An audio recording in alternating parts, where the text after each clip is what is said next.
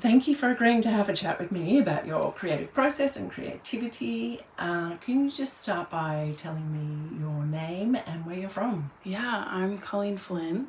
I'm from New York, upstate, so very countryside, not the city. Yeah. Kind of like this? No, not quite as beautiful, not luxurious. Yeah, not Apple lush. farms. Oh, Yeah. Yum. I love it. Can you please tell me what you do creatively? What's your discipline? I like to write. I was a reporter before coming here, so I would do news articles. And I sew occasionally. I'm not very good at it, but I'm learning. I love that. I love sewing too. Yeah. And I love that kind of thinking, like, I'm not good at it, but I'm learning. That's I it like to allows tailor for my expansion. clothes. Yeah.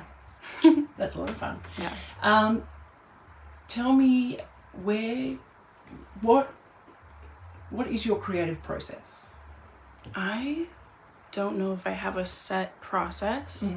When I was reporting, I would obviously do research on what I'm writing about, try to learn as much as I can, and kind of write down bullet points. So if I'm talking to someone and kind of get frustrated or like lost in my mind, I'll look at that and kind of ground myself and like bring me back to what I've been researching.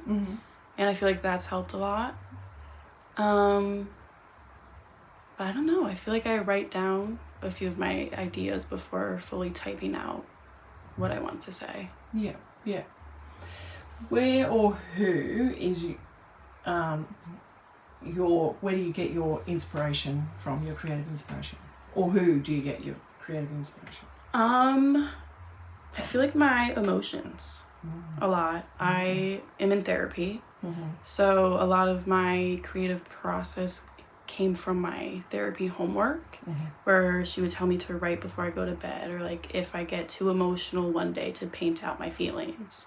And I feel like that has helped me kind of be grounded in how I'm feeling and be enjoying what I'm writing at the same time. I love that. Yeah. And tapping into those feelings. And do you feel what effect do you feel like that has on your writing? I feel like I personally love when people talk about issues that are going on in their life, because I love when it's normalized. Like, people aren't glamorous, like their life isn't perfect. And I like learning about that because I think other people are perfect, but they're not. So I guess, like, to me, I want to show that like life isn't great all the time. Yeah, I love that. Tell me, do you have a routine for your writing? I feel like no. I write down what comes in my mind, and then I think I'll go back and change a lot of what I wrote before. And I think that's really it for my process. I'll try to get feedback from people, but that's usually like a close knit group of people that I know and trust. So it's hard being here and being like, oh, please read this. Like, tell me what's wrong, because it's a little scary not knowing everyone, but it's something I'm trying to learn. Yeah. If you were to have a chat with someone who was just like beginning their writing or some other kind of creative pursuit, what piece of wisdom would you want to pass on to them? I guess like keep trying. I think writing a different style for me is so intimidating, but it was scary when I first started my reporting job. But as time went on and like as I wrote more of that style, it got easier.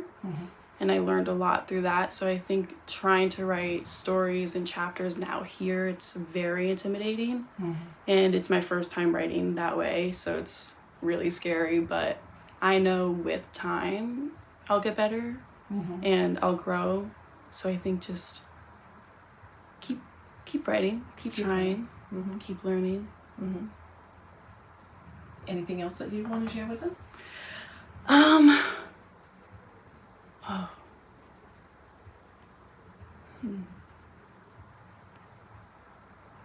You mentioned something about having a close group of people that you can share your writing with? Do you think that's something that is beneficial as a writer? Yeah, at least for me, I feel like it's such a personal thing where it's hard to open up that way. I feel so exposed when people are reading my work, especially if I'm sitting in the same room.